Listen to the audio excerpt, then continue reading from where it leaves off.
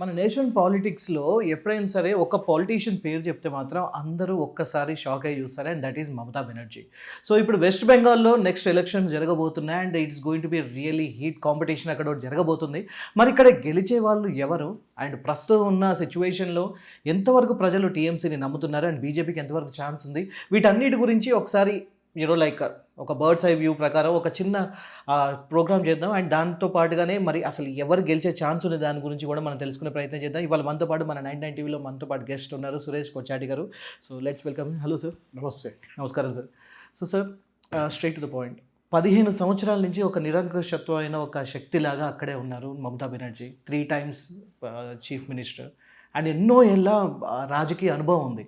I guess her blood group is politics, I guess, if I'm not wrong. Correct. Yeah. So ఇప్పుడే ఉన్న వ్యతిరేకత ఏమన్నా ఉందా తనకి ఈ 3 years? మమతా బెనర్జీకి అడ్వాంటేజ్ ఏముందంటే ఆమె సిపిఎం వాళ్ళు వెకేట్ చేసిన స్పేస్ ఆమె అట్లనే తీసుకుంది కంప్లీట్గా. అవును. 34 సంవత్సరాల్లో ఆల్మోస్ట్ పరిపాలించిన సిపిఎం నాకు తెలిసిందే, లెఫ్ట్ ఫ్రంట్ అక్కడ. మమతా బెనర్జీది ఒక యూనిక్ పొలిటికల్ ఐడెంటిటీ ఉంది. మమతా బెనర్జీ ముందు కాంగ్రెస్లో ఉండే, మన అందరూ తెలిసిందే. దాని తర్వాత ఆమె పార్టీ పెట్టుకుంది, తృణమూల్ కాంగ్రెస్ అని. ఆ టైంలో సిపిఎంకి హవా మొత్తం బెంగాల్లో నడుస్తుండే, మీకు తెలిసింది. ఆల్మోస్ట్ 34 సంవత్సరాలు జ్యోతి బాసు, దాని తర్వాత బుద్ధదేవ్ భట్టాచార్య అక్కడ వాళ్ళు పరిపాలించారు. వెస్ట్ బెంగాల్ అంటే సిపిఎంది కంచకోట అది ఉండే. కానీ మమతా బెనర్జీ వచ్చినప్పుడు ఫస్ట్ ఏం చేశారంటే, సిపిఎంది మెయిన్ ఓటింగ్ ఒక బ్లాక్ ఉంది, అది బంగ్లాదేశీ ముస్లిమ్స్. బంగ్లాదేశ్ నుంచి 71 కన్నా ముందు వచ్చిన వాళ్ళు కూడా ఉన్నారు. సో వాళ్ళని ఆమె టార్గెట్ చేసుకుంది. సో ఇంక వీలే ఓటర్. నెక్స్ట్ బెంగాలీ భద్రలోక్ అంటారు. భద్రలోక్ అంటే ఓబీసీస్ వాళ్ళు కల్కట్టా చుట్టుపక్కల ఉన్న కాన్స్టిట్యున్సీస్లో వాళ్ళు చాలా స్ట్రాంగ్. ఇన్ఫ్యాక్ట్ కల్కట్టా చుట్టుపక్కల ఉన్న చాలా మటు కాన్స్టిట్యున్సీ 126 కాన్స్టిట్యున్సీస్ ఉంటాయి, 126. ఓకే. మమతా బెనర్జీ ఇవాళ కూడా గెలుస్తుందంటే ఆ కాన్స్టిట్యున్సీ 126లో మినిమం 100 ఆమె గెలుచుకుంటుంది, మినిమం 100. కంచుకోట ఇంకా తనకి అది. So that is advantage. Versus BJP strong fort North Bengal, Alipurduar, Siliguri ఆ ఏరియాస్లో ఉంటుంది. ఓకే. కానీ ఇది వీళ్ళ పెద్ద అడ్వాంటేజ్ అన్నమాట మమతా బెనర్జీకి. ఇంకోటి, ఆమె చాలా సంవత్సరాల నుంచి ఫైటర్, దానికి మనం మెచ్చుకోవాలి ఆమెని. ఆమె ఏం చెప్తున్నా కానీ ఆమె పోరాడుతుంది. అది మనం చాలా నెగిటివ్గా చూసుకోవచ్చు, పాజిటివ్గా చూసుకోవచ్చు. నెగిటివ్గా చూడాలంటే మీరు సింగూర్ అజిటేషన్ చూడాల్సి వస్తుంది. వెస్ట్ బెంగాల్లో టాటా వాళ్ళు ఒక ప్లాంట్ పెట్టడానికి వచ్చారు, నానో ప్రాజెక్ట్. దాన్ని వ్యతిరేకించారు మమతా బెనర్జీ. ఎందుకంటే అక్కడున్న రైతుల దగ్గర నుంచి ల్యాండ్ గుంజుకున్నారు, దాన్ని బట్టి టాటాకి ఇస్తున్నారని చెప్పి పెద్ద పుకారు లేపారు. యాక్చువల్లీ ఇట్లాంటి అజిటేషన్ ఎప్పుడు సిపిఎం వాళ్ళు నడిపిస్తుండే. కానీ ఫస్ట్ టైం మమతా బెనర్జీ దిగింది ఆ ఫీల్డ్లో. ఆమె అన్నారు ఆమెకు ఒక పొజిషన్ కావాలండే వెస్ట్ బెంగాల్లో. జ్యోతిబాసు గారు పోయారు, దాని తర్వాత బుద్ధదేవ్ భట్టాచార్య వచ్చారు. ఆయన అంత ఎఫెక్టివ్ కాదు. ఓకే, ముఖ్యమంత్రి ఉన్నారంటే ఉన్నారు, కానీ జ్యోతిబాసు ఆరా కానీ ఆయన లెజెండరీ లీడర్షిప్ వాళ్ళకి లేకుండే. సో ఆమె కూడా ఒక గ్యాప్ చూసుకుందనమాట. ఈ గ్యాప్ నుంచి దూరిపోతే మనం వ్యవహారం చేసుకోవచ్చు. సో వెస్ట్ బెంగాల్లో కూడా అక్కడున్న ప్రజలు విసుకొచ్చేసారు ఈ సిపిఎంతో. 34 సంవత్సరాల్లో వాళ్ళు ఏం డెవలప్మెంట్ చూడలేదు అక్కడ. అక్కడున్న కంపెనీలు అందరూ షట్టర్ వేసేసి వెళ్ళిపోయారు అక్కడి నుంచి. ఈస్ట్ ఇండియా కంపెనీ రాజధాని ఉండే ఒక టైంలో కల్కత్తా, ఢిల్లీ కాదు. కానీ అట్లాంటి ప్లేస్లో what Calcutta thinks today or what Bengal thinks today, India thinks tomorrow అంటారు ఇంగ్లీష్లో. అంటే బెంగాల్ ఏం ఆలోచిస్తారు ఇవాళ, ఇండియా రేపు ఆలోచిస్తారు. అంటే అంత ముందే వీళ్ళు ఆలోచిస్తారు దాని గురించి అంతా. నెక్స్ట్ వాళ్ళకి లిటరేచర్ వాళ్ళ స్ట్రాంగ్ పాయింట్ ఉండే ఎప్పుడైనా. అది మీరు కేరళలో కూడా చూస్తారు. ఈ కమ్యూనిస్ట్ వాళ్ళు ఉన్న చోట్లంతా లిటరేచర్ చాలా స్ట్రాంగ్ ఉంటుంది. సినిమాలు, లిటరేచరు, పుస్తకాలన్నీ. సత్యజిత్ రే లాంటి వాళ్ళు, బిమల్ రాయ్ లాంటి వాళ్ళు లెజెండరీ డైరెక్టర్స్. అట్లనే లిటరేచర్ కూడా వెళ్ళదు. మీరు రవీంద్రనాథ్ ఠాగూర్ నుంచి అందరు కింద దాకా మీరు చాలామంది ఉన్నారు లిస్ట్. శాంతినికేతన్ లాంటి యూనివర్సిటీ. ఒక ఇంటలెక్చువల్ జాయింట్ అని చెప్పొచ్చు వెస్ట్ బెంగాల్. కానీ డెవలప్మెంట్ లేదు. ఇది పెద్ద ప్రాబ్లం వెస్ట్ బెంగాల్లో. నేను చెప్పాను, ఉన్న ఉద్యోగాలు అన్నీ పోయినాయి. ఉద్యోగాలు అందరూ బంద్ చేసి వెళ్ళిపోయారు. పెద్ద పెద్ద కంపెనీలు వెళ్ళిపోయింది అక్కడి నుంచి, డన్లాప్ లాంటి కంపెనీస్. అక్కడ ఉన్న సిపిఎంకి అయితే పెద్ద ఒక నెగటివ్ మార్క్ ఉంది. వాళ్ళు ఏం చేయలేకపోయారు. వాళ్ళకేంటంటే వాళ్ళ యూనియన్తో ఉన్న ఓట్లు దాని మీద వాళ్ళు మోటివేట్ చేసి వాళ్ళని సిపిఎం వైపు తీసుకొచ్చారు వాళ్ళు. ఓకే, వాళ్ళు పట్టుండే మొత్తం. ఓకే, సిఐటియు కానీ మిగతా యూనియన్ కానీ అంతా వాళ్ళదే. అది ఆ స్టోరీ మేము కేరళలో కూడా చెప్తాం. ఐఎమ్ ఫ్రమ్ కేరళలో కూడా అంతే. ఒక కంపెనీ పెట్టిండో అంతే సంగతి వాడది. అది బంద్ చేపిస్తారు కమ్యూనిస్ట్ వాళ్ళు వచ్చి, ఎట్లయినా బంద్ చేపిస్తారు. అది భయపడతారు. అది కాకుండా అక్కడ ఉన్న యంగ్స్టర్స్ అందరూ వెళ్ళిపోయారు అక్కడి నుంచి చాలామంది. అవును, చాలామంది మైగ్రేట్ అయిపోయారు. మీరు చూస్తుంటారు మైగ్రేషన్లో one of the highest Bihar and then will find West Bengal. West Bengal. Okay, West Bengal ఒక ఓల్డ్ ఏజ్ హోమ్గా మారిపోయింది. సేమ్ సిచ్యువేషన్ కేరళలో కూడా ఉంది. ఓల్డ్ ఏజ్ హోమ్ అంటే ఒక పెద్ద ఇల్లు, దాంట్లో 2 ముసలోళ్ళు ఉంటారు, హస్బెండ్ అండ్ వైఫ్. పిల్లలంటే ఐదర్ మిగతా సిటీలో పనిచేస్తున్నారు, లేకుంటే అబ్రాడ్ దుబాయ్ అటువైపు. ఎందుకంటే వాళ్ళకి ఆపర్చునిటీస్ లేదు అక్కడ. ఎన్ని సంవత్సరాలు అక్కడ ఉంటారు వీళ్ళు? ఒక డికేయింగ్ సిటీగా మారిపోయింది Calcutta. India's first underground metro Calcutta ఉండేది, కానీ దాని డెవలప్మెంట్ ఢిల్లీ బట్టి చూస్తే కానీ ఈవెన్ హైదరాబాద్ బట్టి చూస్తే చాలా తక్కువ. ఇప్పుడు ఇంప్రూవ్ అవుతుంది కొంచెం లాస్ట్ ఒక 10 సంవత్సరాల్లో. ఎందుకంటే పెట్టుబడి పెట్టడానికి ఎవరు రెడీ లేరు అక్కడ. వాళ్ళకి తెలుసు రిటర్న్స్ ఏం రాదని చెప్పేసి. ఇట్లాంటి పరిస్థితుల్లో మీరు మీ ఓటర్ని ఎట్లా మోటివేట్ చేస్తారు? నేను మీకు కొత్త లోకం తయారు చేసి ఇస్తాను, నేను ఉద్యోగాలు తీసుకొస్తాను, నేను మీకు ఫ్రీబీస్ ఇస్తాను, మీకు ఏం కావాలంటే లోన్ కానీ గ్రాంట్ కానీ అది ఇది అని చెప్పి పేర్లు చెప్పుకుంటాం మనం. సో మమతా బెనర్జీ ఆ డ్రీమ్ తీసుకొచ్చారు వెస్ట్ బెంగాల్కి.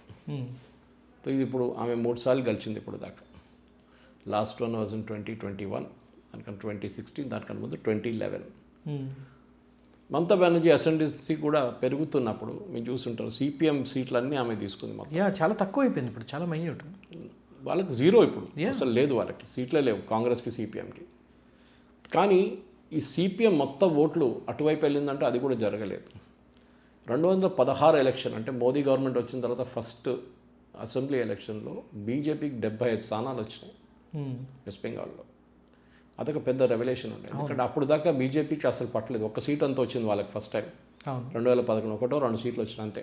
ఓట్ షేర్ అనేది గ్రాడ్యువల్లీ పెరిగింది. సో ఆ ఓటు ఎక్కడి నుంచి వచ్చింది? అది యాంటీ సిపిఎం ఓటు ఉండే, అది కాంగ్రెస్కి వెళ్తుండే ఒక టైంలో. కాంగ్రెస్ మాయమైపోయారు మొత్తం. సరే, కాంగ్రెస్ ముస్లిం ఓట్ బ్యాంక్ తీసుకెళ్తుంటే అది కూడా కాంగ్రెస్తో కాలేదు, అది మమతా బెనర్జీకి వెళ్ళింది. సో షీ బికేమ్ వన్, ఏం చెప్తారు, ఒక సాలిడ్ గ్రౌండింగ్ ఆమెకు వచ్చేసింది. ఆమెకి ఇమేజ్ కూడా అదే ప్రొజెక్ట్ చేసింది. నేను ఒక మైనారిటీ కమ్యూనిటీని ప్రొటెక్ట్ చేస్తాను, ఈ బీజేపీ వాళ్ళు ఎప్పుడు గొడవ చేస్తారు, వాళ్ళు నేను అడ్డుకుంటాను అని చెప్పి ఒక ఇమేజ్ క్రియేట్ చేసుకుంది ఆమె. ఆ ఇమేజ్ ఇప్పుడు కూడా ఉంది ఆమె. రీసెంట్గా కూడా మీ బీజేపీ వచ్చిందంటే మీరు నాన్ వెజ్ తిన్నివ్వరు, అసలు మొత్తానికి బంద్ పెడతారు. సో అదా క్యాంపెయిన్, అది వాళ్ళకి అందరూ తెలిసి అబద్ధం అని, కానీ క్యాంపెయిన్ క్రియేట్ చేస్తారు అట్లా. సో ఫస్ట్ టైం ఏం జరిగిందంటే ఈ 2011 తర్వాత 16కి వచ్చినప్పుడు బీజేపీ గ్రోత్ మొదలైంది. 16 నుంచి 21కి వచ్చేటప్పుడు బీజేపీ 77 సీట్లు గెలుచుకున్నారు. Same impressive performance in Lok Sabha also. So result ఏంటంటే మమతా బెనర్జీ ప్రిన్సిపల్ ఆపోజిషన్ పార్టీగా బీజేపీ మారిపోయారు. కాంగ్రెస్ ఒక టైంలో డాక్టర్ బీసీ రాయ్, సిద్ధార్థ్ శంకర్ రే ఇట్లాంటి చాలా పెద్ద పెద్ద దిగ్గజ నేతలు ఉన్న కాంగ్రెస్కి 1 సీటు కూడా రావట్లేదు ఇప్పుడు. Total right of. పోయినసారి 2021 ఎలక్షన్స్లో వాళ్ళు సిపిఎంతో అలయన్స్ చేసి పోటీ చేశారు, కానీ అప్పుడు కూడా సీట్లు రాలేదు. ఈసారి ఇద్దరు సపరేట్గా పోటీ చేస్తున్నారు, ఇప్పుడు కూడా సీట్ రాదు. దాని తర్వాత మన చార్మినార్ పార్టీ అక్కడికి వెళ్ళింది, ఓవైసీ గారు. ఆయన కేపబిలిటీ ఉంది, మెచ్చుకోవాలని. బీహార్కి వెళ్తే 5 సీట్లు గెలుచుకున్నారు, దీనికన్నా ముందు కూడా గెలుచుకున్నారు. అస్సాంకి వెళ్తారు, అక్కడ కూడా కొన్ని సీట్లు గెలుచుకుంటారు.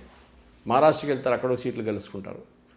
ఓవైసీ లాజిక్ ఏంటంటే ఈ minority vote and treat that is Muslim oats, అది కాంగ్రెస్కి ఎందుకు వెళ్ళాలి, సమాజ్వాదీ పార్టీకి ఎందుకు వెళ్ళాలి, మాకెందుకు రాకూడదు, ఎంఐఎంకి ఎందుకు రాకూడదు అని ఆయనకు లాజిక్ ఉంది. అవును, రీసెంట్గా కూడా ఆయన ఒక మాట అన్నారు, టీఎంసీ ముస్లిం ఓటర్స్ని ఒక ఓట్ బ్యాంక్ లాగా చూస్తుంది కానీ వాళ్ళు పట్టించుకోవట్లేదు అని. కరెక్ట్. అది ఆయన ఎక్కడ వెళ్ళినా కానీ ఆయన మాట్లాడుతున్నప్పుడు ఒక క్లారిటీ ఉంటుంది. అంటే అక్కడ ప్రజలు ఏమనుకుంటారు, వీళ్ళందరినీ ట్రై చేసాం ఇప్పుడు దాకా, ఏం జరగలేదు, మనకి మన జీవితం ఎక్కడుంది అక్కడే ఉండిపోయింది, ఈయన వచ్చాడు కదా ఈయనతో ట్రై చేసి చూద్దామని చెప్పేసి. ఓబీసీ ఒక హోప్ ఇస్తాడు. ఇప్పుడు ఔరంగాబాద్లో కలిసారు, దీనికన్నా ముందు వాళ్ళ ఎంపీ ఎక్కడి నుంచి. అది కూడా మహారాష్ట్రలో రీసెంట్లీ జరిగిన మున్సిపల్ ఎలక్షన్లో కూడా చాలా బాగా పర్ఫామ్ చేశారు వాళ్ళు. ట్రూ. అంటే ఏమవుతుందంటే ఒక ముస్లిం ఓట్ బ్యాంక్ కంప్లీట్గా ఓవైసీ వైపు మూవ్ అయిపోతున్నారు. అది ఓవైసీకి కూడా అదే కావాలి. ఆయనకి చార్మినార్ పార్టీ నుంచి ఆల్ ఇండియా పార్టీ కావాలి ఆయన, అదే ఆయన కోరిక. అది నిజంగా అయిపోతుంది ఇప్పుడు, అది అవుతుంది కూడా. అవును. అస్సాం వెళ్తారు, అక్కడ కూడా పోటీ చేస్తారు. అక్కడ ఏఐయుడిఎఫ్ ఉంది, బద్రుద్దీన్ అజ్మల్ వాళ్ళ పార్టీ, వాళ్ళతో అలయన్స్ పెట్టుకున్నారు. ఇట్లాంటి ఈ మైనారిటీ ఓట్ బ్యాంక్ని స్ప్లిట్ చేయడానికి ఓవైసీ ఒక్కరే ఉన్నారు ఇప్పుడు. బహుశా వెస్ట్ బెంగాల్ అంత ఇన్ఫ్లుయెన్స్ ఆయనకు ఉండదు ఈ ఎలక్షన్లో. పోటీ చేస్తారు కానీ అంత పెద్ద రిజల్ట్ రాదు, ఓకే. టైం పడుతుంది అక్కడ కూడా. బట్ ఓట్ షేర్ అనేది కొంచెం డిస్టర్బ్ అవుతుంది, కొంచెం చాలా తక్కువ. ఓకే. కానీ ఇప్పుడు నేనేం చూస్తానంటే, ఇప్పుడు లాస్ట్ ఆత్మసాక్షి గ్రూప్ వాళ్ళు చేసిన 2 సర్వేల్లో చాలా క్లియర్గా ఒక ఇండికేషన్ ఏమొస్తుందంటే, మమతా బెనర్జీ గెలుస్తారంటే ఎస్, అంటే టీఎంసీ వాళ్ళ పార్టీ గెలుస్తారంటే ఎస్. కానీ లాస్ట్ టైం వచ్చిన 215 సీట్లు రావు వాళ్ళకి. ఈసారి బహుశా ఒక 175 దాకా రావచ్చు. ఓకే. బీజేపీ కొంచెం క్లోజ్గా 120, 125 దాకా వెళ్ళొచ్చు అంటున్నారు. మనకు ఫైనల్ ఫిగర్ తెలియదు ఏం జరుగుతుంది అనేది, అది తర్వాతనే తెలుస్తుంది. ఎందుకంటే ఇప్పుడున్న ఫైనల్ ఫిగర్ ఇప్పుడు రాదు, ఓకే. తర్వాతనే అది వస్తుంది అన్నమాట. ఓకే. ఈ పరిస్థితుల్లో బీజేపీకి ఒక ప్రిన్సిపల్ ఆపోజిషన్ పార్టీగా ఉన్నప్పుడు వాళ్ళ వైపు నుంచి పార్లమెంట్లో కానీ అక్కడున్న అసెంబ్లీలో కానీ వాళ్ళ వైపు ఉన్న ప్రెషర్ మమతా బెనర్జీ మీద పెట్టడానికి ఉంటుంది. బీజేపీ లాస్ట్ టైం ఎలక్షన్లో ఒక పెద్ద తప్పేం చేశారంటే, మమతా బెనర్జీని పర్సనలీ అటాక్ చేశారు వీళ్ళు. ఓకే. గుర్తుంటుంది, మోదీ దీదీ ఓ దీదీ అని చెప్పే క్యాంపెయిన్ అంతా ఉండే. అది మమతా బెనర్జీ అని చెప్పి చూడు, నేను ఒక మహిళను, నన్ను ఇట్లా వీళ్ళందరూ కలిసి ఆక్రమిస్తున్నారు, నేనేం చేయాలిగా అని చెప్పేసి ఆమె ఒక సింపతి ఫ్యాక్టర్ క్రియేట్ చేసుకున్నారు. రెండో తప్పు బీజేపీ చేస్తుందంటే, వాళ్ళ పార్టీ కార్యకర్తల్ని వాళ్ళు పట్టించుకోలేదు. దీని తర్వాత ఎలక్షన్ అయిపోయిన తర్వాత వాళ్ళు ఇడిచేశారు, వాళ్ళని చాలామంది చంపేశారు. మమతా బెనర్జీ వాళ్ళ పార్టీ టీఎంసీ వాళ్ళు. అది పెద్దగా నెగిటివ్గా మారిపోయింది. వాళ్ళ పార్టీలో చేరడానికి మనుషులు భయపడుతుండే వాలంటీర్స్. అవును. అది ఈసారి కరెక్ట్ చేసుకున్నారు. సిపిఎం వాళ్ళ చాలా మటుకు సెంట్రల్ ఫోర్సెస్ని తీసుకొచ్చారు. ఎలక్షన్ తర్వాత కూడా వాళ్ళు ఉంటారని చెప్పి, ఎలక్షన్ తర్వాత కూడా ఉంటున్నారు. ఎందుకంటే this is main reason for that. Okay. Post election violence is highest in West Bengal. అవును. లాస్ట్ టైం ఐ థింక్ 6 ఫేజ్లో జరిగింది ఎలక్షన్, 6 7. ఈసారి 2 ఫేజ్లో జరుగుతుంది. కాన్ఫిడెన్స్ ఉంది that law and order maintain చేయొచ్చు అని చెప్పేసి. రెండోది, ఈసారి మమతా బెనర్జీకి నెగటివ్గా ఎందుకు వస్తుందంటే, ఒకటి అక్కడ జరిగిన ఎస్ఐఆర్ ప్రాసెస్లో, స్పెషల్ ఇంటెన్సివ్ రివిజన్లో ఆల్మోస్ట్ 90 లక్షల దాకా ఓటర్లను తీసేశారు లిస్ట్ నుంచి. అవును సార్. అయితే ఇప్పుడు అందరికి వచ్చే డౌట్ కూడా అదే, ఇప్పుడు 90 లక్షల మందిని తీసేశారు. అందులో ముఖ్యంగా ఈ బంగ్లాదేశ్ నుంచి వచ్చిన ముస్లిమ్స్ ఎవరైతే ఉన్నారో వాళ్ళందరినీ పంపించేశారు అని చెప్పి అంటూ ఉన్నారు. అండ్ ఒక పక్క BJP trying to get the SC, ST, OBC and Matua community వీళ్ళందరినీ కూడా ఇప్పుడు సాఫ్ట్ కార్నర్లోకి తీసుకురావాలని చూస్తున్నారు. రీసెంట్ చూస్తే ఒక మాస్టర్ స్ట్రోక్ మహిళా రిజర్వేషన్ అనే దాని గురించి Modi even corrected is bio radical feminist అని చెప్పి పెట్టారు.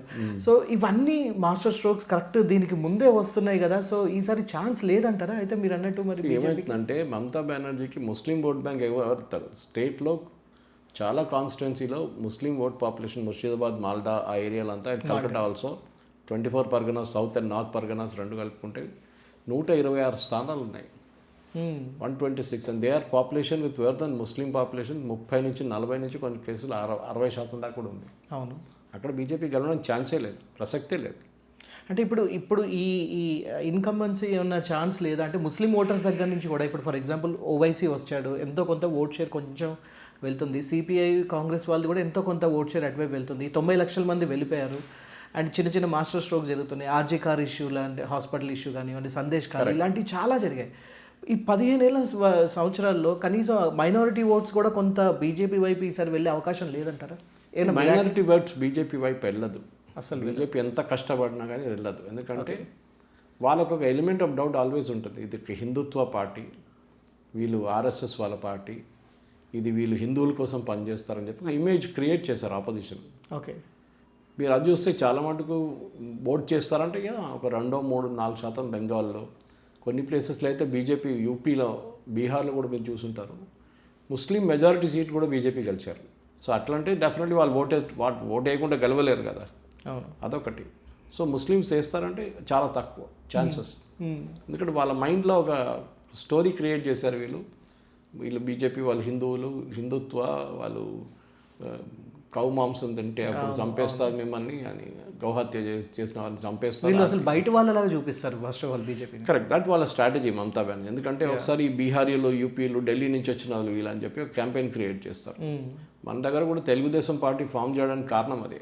అంటే ఆ రోజు అంజయ్ గారిని రాజీవ్ గాంధీ గారు బేగంపేట ఎయిర్పోర్ట్లో ఇన్సల్ట్ చేసినప్పుడు ఎన్టీ రామారావు గారు తెలుగు ఆత్మగౌరవం అని చెప్పి ఒక కాన్సెప్ట్ తీసుకొచ్చారు, మన అందరూ తెలిసి అది పెద్ద హిట్ అయింది అది తర్వాత. అవును. దాంతో తెలుగుదేశం పార్టీ ఫామ్ అయింది.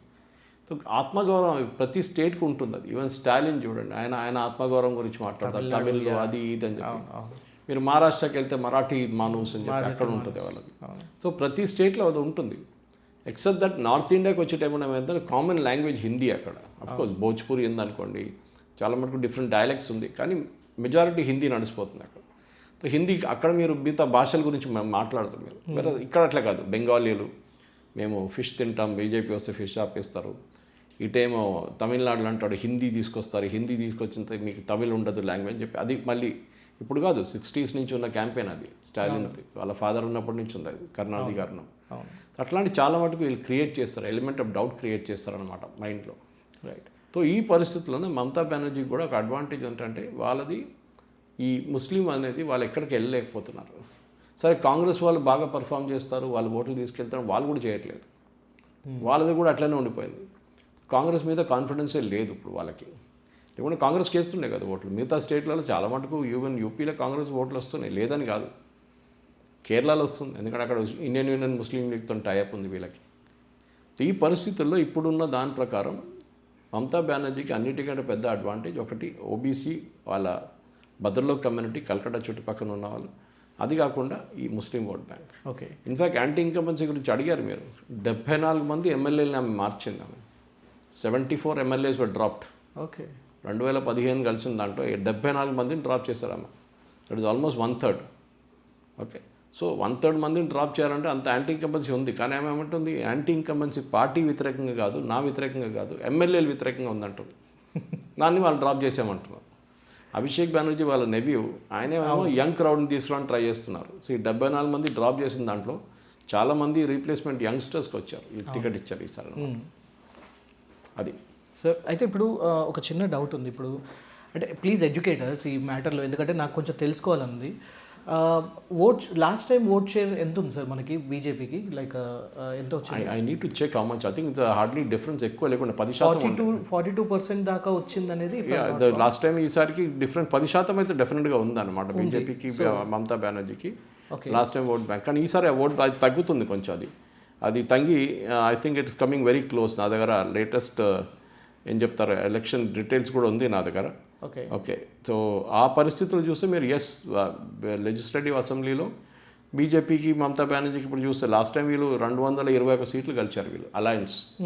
అంటే వీళ్ళు ఏఐటీసీ మమతా బెనర్జీ వాళ్ళ పార్టీ, బీజేపీకి 65 వచ్చింది అప్పుడు 294లో. సో ఇది ఎప్పుడు జరిగిన దాంట్లో దెన్ యూ సీ కాన్స్టెంట్గా వీళ్ళకి చేంజెస్ ఉన్నాయి, వీళ్ళకి లేదని కాదు. రైట్. వీళ్ళ మార్పులు చాలా మటుకు వచ్చినాయి వీళ్ళ దాంట్లో. ఎలక్షన్ వైపు కూడా చూస్తే yes there are chances of BJP coming up. కానీ వాళ్ళ ఓట్ షేర్ ఎప్పుడు 10% డిఫరెన్స్ ఉంటుంది వాళ్ళకు ఉంటుంది ఎప్పుడు. అయితే ఇప్పుడు ఒక ఓట్ షేర్ అనేది చాలా క్లోజ్గా ఉంది. బీజేపీ గ్రాడ్యువల్లీ ఇక్కడ ఇంక్రీజ్ అయింది. అండ్ 90 లక్షల మంది అంటే ఆల్మోస్ట్ 1 crore ఓవరాల్ పాపులేషన్ నుంచి ఒక 1 crore వెళ్ళిపోయింది ఇప్పుడు ఒక రకంగా చెప్పాలంటే. సో ఈ సిచ్యువేషన్లో అండ్ మోర్ ఓవర్ ఆర్ఎస్ఎస్ గత 5 years నుంచి గ్రౌండ్ వర్క్ చాలా స్ట్రాంగ్గా ప్రిపేర్ చేస్తుంది అని చెప్పి అంటూ ఉన్నారు. అండ్ చాలా ఇష్యూస్ లైక్ మన ఆర్జీ కార్ హాస్పిటల్ కానీ, సందేశ్ ఖాళీ, ఇలాంటి ఇష్యూస్ అండ్ ఉమెన్ మీద ముఖ్యంగా టీఎంసీ కూడా ఇప్పుడు 33% రిజర్వేషన్ ఏదైతే ఉందో దానికి యాంటీగానే ఒక రకంగా ఓటేసింది టీఎంసీ అని కూడా అంటారు. సో ఉమెన్ ఓట్ అనేది ఇక్కడ ఒక క్రూషియల్ రోల్ అవ్వట్లేదా? అండ్ ఆర్ఎస్ఎస్ పాత్ర ఎలా ఉంది, ఎంతవరకు ఛాన్సెస్ ఉంది? ఉమెన్ ఓటర్స్ అనేది మీరు ప్రతి స్టేట్లో వాళ్ళ ఇన్ఫ్లుయెన్స్ చూస్తున్నారు. అవును. వాళ్ళకి కావాల్సిన స్కీమ్లు ఇంట్రడ్యూస్ చేస్తున్నారు, మీరు చూసుంటారు. ఓకే. వాళ్ళకి కావాల్సిన ఏం చెప్తారు సదుపాయాలు చేస్తున్నారు. అది మీరు మహారాష్ట్ర నుంచి, మధ్యప్రదేశ్ నుంచి చూసుకుంటూ వస్తే ప్రతి స్టేట్లో చేస్తున్నారు. Bihar elections was the turning point. BJP ఓడిపోతారు అనుకున్న ఎలక్షన్లో నితీష్ కుమార్ గారు కరెక్ట్ టైంలో అనౌన్స్ చేసిన స్కీములతోని బీజేపీ ఇక్కడ గెలిచారు. అక్కడ మహిళలు ఫస్ట్ టైం మేల్ మెంబర్స్ని ఓవర్టేక్ చేశారు ఓటింగ్లో. అది పెద్ద డిఫరెన్స్ వచ్చింది. సో ఫీమేల్ ఓటర్స్ అనేది ఎస్ డెఫినెట్గా ఒక మేజర్ ఎలిమెంట్ అనమాట వాళ్ళది. మీరు అడిగారు ఓటింగ్ పర్సంటేజ్, నేను చెప్పింది కరెక్టే. 10% డిఫరెన్స్ ఉంది బీజేపీకి, టీఎంసీకి.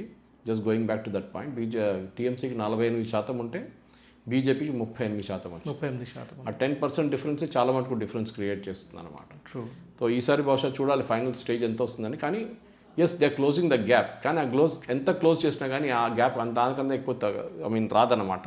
రైట్ డెఫినెట్గా మనం చూడాల్సింది we have to see whether BJP is able to close it. Right sir. Yeah. And రీసెంట్గా మోదీ బిహేవియర్ కూడా చాలా చేంజ్ ఉంది. యూనో లైక్ రీసెంట్ ఒక సభలో ఆయన డైరెక్ట్ చెప్పారు, ఎవరైతే కరప్షన్స్ చేసేవాళ్ళన్నారో రౌడీలు వీళ్ళందరూ రౌడీ షీట్స్ ఎవరున్నారు వెంటనే వెళ్ళి పోలీస్ స్టేషన్ లొంగిపోండి, తర్వాత మాత్రం తాట తీస్తానని. అంటే ఏదో ఒక కాన్ఫిడెన్స్ కనిపిస్తుంది బాగా అని చాలామంది బీజేపీ సపోర్టర్స్ ఈసారి చాలా హోప్స్తో ఉన్నారు. ఇది ఆత్మసాక్షి గ్రూప్ వాళ్ళు చేసిన సర్వేలు అది కనిపిస్తుంది. యా. లాస్ట్ టైం మీరు చూసుంటారు 10% డిఫరెన్స్ ఉండే, 48 టీఎంసీకి అయితే బీజేపీకి 38 ఉండే. ఓకే. ఇప్పుడు చేసిన లాస్ట్ సర్వేలో ఆత్మసాక్షి గ్రూప్ నేను డాక్టర్ మూర్తిగా దగ్గర మాట్లాడాను వాళ్ళ డైరెక్టర్ దగ్గర. టీఎంసీకి ఈసారి 46% ఓట్లు వస్తున్నాయి, 46.5 టు బి ఎగ్జాక్ట్. బీజేపీకి 42.2%.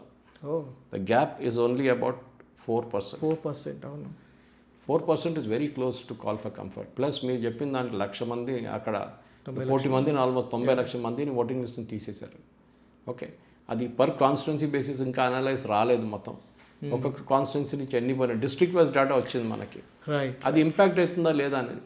ఇప్పుడేమంటున్నారంటే ఎక్కడెక్కడ టీఎంసీ గెలిచారో అక్కడ దానికన్నా ఎక్కువ ఓటర్ని తీసేస్తారంటే లిస్ట్ నుంచి, బట్ టీఎంసీకి థ్రెట్ ఉంటుంది అది. ఫర్ ఎగ్జాంపుల్ ఒక టీఎంసీ క్యాండిడేట్ 5,000 ఓట్లతో గెలిచారు. ఆ కాన్స్టిట్యున్సీలో ఈసారి అక్కడ 1,500 మందిని లిస్ట్ నుంచి తొలగించారు. అప్పుడు ఎవరికి థ్రెట్? ఇప్పుడు గెలిచిన క్యాండిడేట్కే థ్రెట్ ఉంటుంది. ఇది మెయిన్, ఇది మనం అర్థం చేసుకోవాలన్నమాట. సో ఈసారి టీఎంసీకి కొంచెం ఆ థ్రెట్ ఉంది. అది కాకుండా మీరు చెప్పినట్లు యాంటీ ఇన్కంబెన్సీ అంటే ఎస్, మహిళల గురించి మహిళల వైపు నుంచి కొంచెం యాంటీ ఇన్కంబెన్సీ ఉంది, లేదని చెప్పలేము. ఓకే. సో ఈ టీఎంసీ బీజేపీకి ఉన్న ఓట్ డిఫరెన్స్ షేర్ చూసారు. అది కన్వర్ట్ చేస్తే మీరు ఈ ఫైనల్ ఎలక్షన్ కన్నా ఇప్పుడు 2 ఫేజ్లలో ఉన్నాయి. ఫస్ట్ ఫేజ్ చూసుకుంటే కూడా సెకండ్ ఫేజ్ చూసుకుంటే టీఎంసీకి 170 నుంచి 195 స్థానాలు రావచ్చు అంటున్నారు. ఓకే. ఓకే, అది ఎప్పుడు +or-2%. బీజేపీకి 107 నుంచి 130 స్థానాలు రావచ్చు అంటున్నారు. Okay. So the gap is close dramatically. Okay, last time ఉన్న 65 సీట్లు అంటే 75 గెలిచారు, లాస్ట్ 65 అయిపోయారు. వాళ్ళ పార్టీ నుంచి చాలామంది వెళ్ళిపోయారు, డిఫెక్ట్ అయ్యారు, 2-3 చనిపోయారు కూడా. సో మా బీజేపీ వైపు ఉన్న ఇప్పుడున్న ఓట్ షేర్ పెరుగుతుంది, సీట్లు కూడా పెరుగుతుంది. అది చాలా క్లియర్గా తెలిసిపోయింది అన్నమాట ఇప్పుడు. ఓకే. సో మమతా బెనర్జీకి ఒక థ్రెట్ ఉందంటే ఇప్పుడు కూడా థ్రెట్ లేదు, కానీ గవర్నమెంట్ వాడదు. ఒక నెక్ టు నెక్ కాంపిటీషన్ ఉంటుంది, ఒక స్ట్రాంగ్ ఆపోజిషన్గా ఉంటుంది. ఓకే. బీజేపీ ప్రాబ్లం ఏముందంటే ఇక్కడ మెయిన్గా బీజేపీ ప్రాబ్లం వాళ్ళకి ఒక స్ట్రాంగ్ లీడర్ లేరు వెస్ట్ బెంగాల్లో. మమతా బెనర్జీని కౌంటర్ చేయడానికి ఉన్న స్టార్ వాల్యూ క్యాంపెయినర్ వాళ్ళ దగ్గర లేరు. రైట్. ఎందుకంటే మోదీనే చూస్తున్నా కానీ సీఎం క్యాండిడేట్ ఎవరని దాని గురించి ఎవరు మాట్లాడారు? సువేందు అధికారి ఉన్నారు, అందరు ఉన్నారు, కానీ right, they cannot match Mamata Banerjee. Okay. ఇంకోటి ఆమె ఒక స్ట్రీట్ ఫైటర్. రైట్. మిగతా ముఖ్యమంత్రులు అందరూ చాలా సాఫ్ట్గా మాట్లాడతారు. ఈవెన్ మెయిల్ మెంబర్స్ ఇప్పుడు మన దగ్గర రేవంత్ రెడ్డి కానీ సిద్ధరామయ్య కానీ క్రిటిసైజ్ చేస్తారు, అది చేస్తారు, ఇది చేస్తారు. ఈ మాటలు కాదు, రోడ్ మీద దిగేస్తుంది. అవును, అవును. రోడ్ మీద పోరాటం చేస్తుంది, ధర్నాలు చేస్తుంది, చాలా మటుకు డ్రామాలు చేస్తుంది. ఓకే, అది ఆమె ఎప్పుడైనా ఒక రిబెల్ క్యాండిడేట్ లాగా ఒక పనికి వస్తుంది. ఆమె ఫైటర్, స్ట్రీట్ ఫైటర్. అబ్సల్యూట్లీ. నేను మీకోసం పోరాడుతున్నా ఉంటుంది ఆమె. సో ఆ మమతా బెనర్జీ ఇమేజ్ ఇప్పుడు కూడా ఆమె కల్టివేట్ చేసుకుంది అట్లనే. షీఈ్ ఆల్మోస్ట్ 70 ఐ థింక్ ఇప్పుడు. అవును. సో ఆ ఏజ్ యంగ్ అయితే కాదు, కానీ షీఈ్ గుడ్ ఫైటర్. ఇప్పుడు కూడా ఆమె పోరాడుతుంది. ఆమెకి ఒకటే థ్రెట్ ఏంటంటే ఆమె ఎప్పుడు అనుకోలేదు, ఆమె అనుకున్నారంటే సిపిఎంని మొత్తం తొలగిన తర్వాత ఆ ఓట్ అంతా నాకు వచ్చేస్తుంది, వీళ్ళు ఎవరు ఉండరు అనుకున్నారు. కానీ ఏ రోజు సిపిఎం కాంగ్రెస్ మొత్తం మాయమైపోయారు సీన్ నుంచి, ఆ ఓట్లన్నీ బీజేపీకి వచ్చినాయి. And today BJP is becoming a big threat for her. మనకు మాట గుర్తుపెట్టుకోవాలి, నేను చెప్పాను చూడండి, 2011 చూస్తే ఒక సీటు, అక్కడి నుంచి ఇప్పుడు 77, మళ్ళీ ఇప్పుడు 100+ అంటున్నారు. So big growth. కర్ణాటకలో 20 సంవత్సరాల ముందు బీజేపీ లేకుండే, మినిమల్ ప్రెసెన్స్. అక్కడ జేడిఎస్ అండ్ కాంగ్రెస్. అవును. ఇప్పుడు చూడండి, ఇప్పుడు జేడీఎస్ పక్కన పెట్టేసి ఇప్పుడు బీజేపీ అట్లీస్ట్ ఆపోజిషన్లోనే ఉన్నారు కదా, గవర్నమెంట్లో కూడా ఉన్నారు వాళ్ళు కొన్ని సంవత్సరాలు. ఆల్టర్నేటివ్ వాళ్ళు వస్తున్నారు. So this is what I'm trying to say. ఆ కర్ణాటక మూమెంట్ ఇప్పుడు వెస్ట్ బెంగాల్లో ఒకటి క్రియేట్ చేయొచ్చు వీళ్ళు.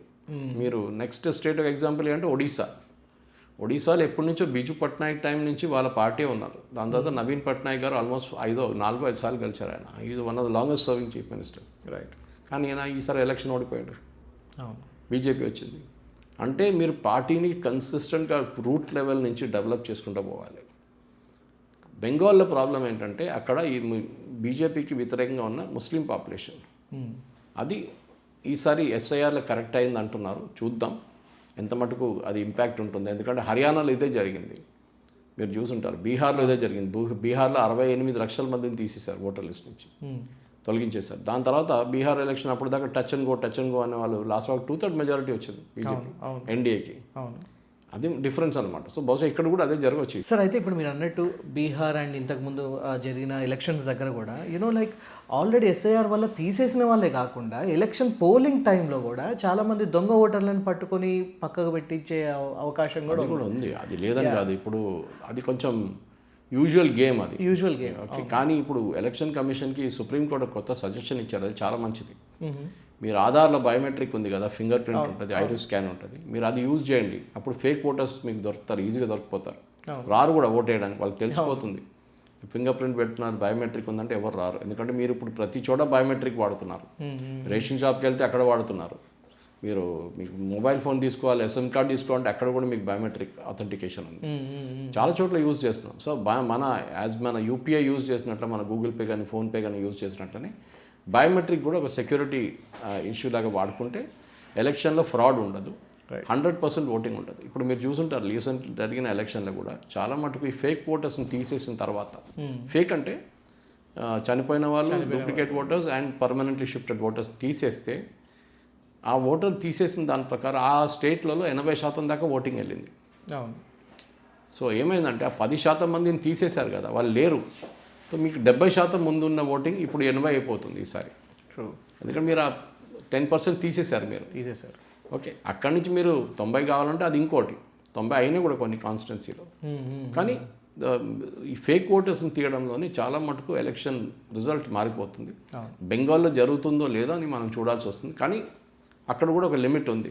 ఎందుకంటే అక్కడ కూడా చాలా మటుకు సిపిఎం వాళ్ళు వాళ్ళ టైంలో హయాంలు చేసుకున్న కొత్తగా అప్పుడున్న రేషన్ కార్డులు కానీ అప్పుడున్న బర్త్ సర్టిఫికేట్ కానీ అన్నీ తయారు చేసి ఇచ్చారు వాళ్ళు. సో 2002 లిస్ట్ నుంచి కనిపిస్తున్నారు వీళ్ళు. సో న్యాచురల్లీ వాళ్ళని ఓటర్గా ఉంచుకున్నారు. కానీ many of them also from Bangladesh, అది చాలా క్లియర్ దాంట్లో. Right sir. అయితే ఫైనల్లీ ఒక క్వశ్చన్, అంటే గ్రౌండ్ రియాలిటీ క్వశ్చన్ ఒకటి అడుగుతున్నాను sir. I have my friends in West Bengal. So అక్కడ వాళ్ళ గ్రామంలో జరిగిన ఒక ఇష్యూ గురించి చెప్పాడు. I hardly remember that village name. అక్కడ ఏంటంటే ఓటు ఎవరికి వేశారో తెలుసుకున్న తర్వాత కొట్టిన సందర్భాలు కూడా ఉన్నాయి. అంటే వీళ్ళకి ఎలా తెలుస్తుంది ఓటు ఎవరికి వేశారు ఏంటి అనేది? అట్లా తెలియడానికి ఛాన్స్ చాలా తక్కువ. ఓకే, కానీ ఒక బూత్లో 1000 మంది ఉంటే దాంట్లో 500 మంది ఓటేశారనుకోండి, దాంట్లో 450 పడింది అనుకోండి, అప్పుడు తెలిసిపోతుంది దట్ ఈ విలేజ్ వాళ్ళందరూ వీళ్ళకే ఓటేశారని. ఇండివిజువల్గా చెప్పలేరు. Individually it's impossible to do that. Okay, because it's a secret voting process. కానీ ఒక విలేజ్, ఒక ఊర్లో 40 ఫ్యామిలీలు ఉన్నారు, ఆ ఊర్లో ఉన్న 99% మంది ఒకటే పార్టీకి ఓటేశారంటే న్యాచురల్లీ తెలిసిపోతుంది. కానీ అందరికి కొట్టడం అనేది అక్కడ వెళ్ళి దట్ ఈస్ ఇంపాసిబుల్. వీళ్ళు ఇక్కడైతే ఒకటేశారని చెప్పడానికి ఇంపాసిబుల్ అది. కానీ జరుగుతుంది. బెంగాల్లో వైలెన్స్ అనేది ఉంది. దానికోసం ఎలక్షన్ కమిషన్ చాలా స్ట్రిక్ట్ రూల్స్ తీసుకున్నారు. ఈ ప్రశ్న వాళ్ళు చాలా క్లియర్గా చెప్పే, ఈసారి మీరు జరగాల్సింది ఏంటంటే మీరు ఓటింగ్ అయిన తర్వాత కూడా సెంట్రల్ ఫోర్సెస్ ఉంటారు, సిఏపిఎఫ్ ఫోర్సెస్ ఉంటారు, వాళ్ళు సెక్యూరిటీ డ్రైవ్స్ కండక్ట్ చేస్తున్నారు. ఇవాళ మీటింగ్ జరిగింది, నిన్న కూడా మీటింగ్ ఉండే. సో వెస్ట్ బెంగాల్లో ఈసారి 6-7 కాకుండా ఒక 2 ఫేజ్లోనే అయిపోతుంది. కానీ పోస్ట్ పోల్ వైలెన్స్ ఉండకూడదని చెప్పి చాలా క్లియర్గా సెంట్రల్ ఫోర్సెస్ పనిచేస్తున్నాయి ఎలక్షన్ కమిషన్ అనమాట. సో ఈసారి ఉండదు, బహుశా ఉంటుంది, వైలెన్స్ ఉంటుంది, కానీ అంత ఉండదు, లాస్ట్ టైం లాగా ఉండదు ఈసారి. ఓకే, జస్ట్ ఇన్ కేస్ ఒకవేళ బీజేపీ గెలిస్తే వెస్ట్ బెంగాల్కి ఎటువంటి బెనిఫిట్స్ వచ్చే అవకాశం ఉంది? అది మోదీ గారు ఎప్పుడు అంటారు, డబుల్ ఇంజిన్ సర్కార్ అంటారు. అది ప్రతి చోట అంతే కదా. అంటే ఈ ఇండస్ట్రియలైజేషన్ మళ్ళీ మొదలయ్యే అవకాశం డెఫినెట్గా. అది మీరు మమతా బెనర్జీ కూడా చేసిన తప్పు అది. ఆమె ఫస్ట్ టర్మ్ సెకండ్ టర్మ్లో ఎక్కువ ఇండస్ట్రియలైజేషన్ ప్రమోట్ చేయలేదు ఆమె. ఎందుకంటే ఆమెకే నెగటివ్ ఇమేజ్ ఉండే, సింగూరు నుంచి వచ్చిన ఆ నెగటివ్ ఇమేజ్ ఆమె దగ్గర ఉండిపోయింది అట్లనే. సో కొత్త ఇండస్ట్రియలైజేషన్ తీసుకురావాలంటే వెస్ట్ బెంగాల్ని రివైవ్ చేయొచ్చు. కానీ దానికోసం ఉన్న ఒక మెంటల్ మేకప్ అక్కడ ఉన్న ప్రజలకు కానీ మిగతా వాళ్ళకి కానీ, ఇండస్ట్రీస్ రావాలంటే మీరు ల్యాండ్ ఇవ్వాల్సి వస్తుంది, భూమి మీరు అమ్మాల్సి వస్తుంది, మీకు బాగానే ఇస్తారు విలువ, 2 times మార్కెట్ రేట్ ఇస్తారు. సో దాంతోనే డెవలప్మెంట్ జరుగుతుంది. కానీ సింగూరులో చేసినట్లు గొడవ చేసి లాస్ట్లో వాళ్ళని ప్రాజెక్ట్నే మొత్తం ధ్వంసం చేస్తే వాళ్ళు ఇంకో స్టేట్కి వెళ్ళిపోయారు అంతే. టాటా వాళ్ళు సన్కి వెళ్ళిపోయారు, గుజరాత్కి. ఈ నష్టం ఎవరికి? స్టేట్కి. నష్టం ఎవరికి? అక్కడున్న యంగ్స్టర్స్కి. వాళ్ళకు వచ్చే ఉద్యోగం అది గుజరాత్కి వెళ్ళిపోయింది అంతే. ట్రూ. ఇప్పుడు హర్యానా చూడండి, లేకుంటే పంజాబ్ చూడండి, ఈవెన్ ఉత్తరప్రదేశ్ నోయిడా వైపు చూడండి, చాలా మటుకు కార్ కంపెనీలు, ఈవెన్ డౌన్ సౌత్ శ్రీపెరంబదూర్లో చెన్నై దగ్గర కార్ కంపెనీలన్నీ there generating huge amount of employment అది. రైట్. కానీ దానికి మీరు అక్కడ ప్రాజెక్ట్ పెట్టడానికి ఇవ్వకుండా గొడవ చేస్తే వాళ్ళు ఇంకో స్టేట్కి వెళ్ళిపోతారు అంతే. Simple as that. ఇంకోటి ఇన్ఫ్రాస్ట్రక్చర్ డెవలప్ చేయాలి మీరు. రూరల్ ఇన్ఫ్రాస్ట్రక్చర్ చాలా ఇంపార్టెంట్. పాలిటిక్స్ ఆడడం పక్కన పెట్టి డెవలప్మెంట్ చూడండి, దాన్ని బట్టి మీకు ఓట్లు వస్తాయి డెఫినెట్గా. రైట్ సార్, మీరు అన్నట్టు అంటే సిపిఐ ఒక 34 ఇయర్స్ చేసినప్పటికి కూడా దాని తర్వాత టీఎంసీ వచ్చి కూడా పెద్దగా చేంజ్ అనేది ఏం లేదు. So let's see. Anyhow thank you so much sir, with in short time చాలా పర్ఫెక్షన్తో చాలా మంచి ఆన్సర్స్ ఇచ్చారు. సో వ్యూవర్స్ అదనమాట సంగతి. సో ఫైనల్లీ మరి వెస్ట్ బెంగాల్లో ఏమవుతుంది, ఎవరు గెలుస్తారు అనుకునే దాని గురించి తప్పకుండా కామెంట్ చేయండి. మరి చూద్దాం, మరి గెలిస్తే ఈసారి యూనో ప్రజలు గెలిపించారంటారా, ఓడిపోతే మళ్ళీ ఓటింగ్ మిషన్స్ మోసం చేశాయంటారా, ఏం జరుగుతుందో నెక్స్ట్ జరగబోయే సర్కస్ అనేది ఇంకా మనకి తెలియబోతుంది రానున్న రోజుల్లో. Anyhow thank you so much for watching. ఇంకో వీడియోతో కలుసుకుందాం.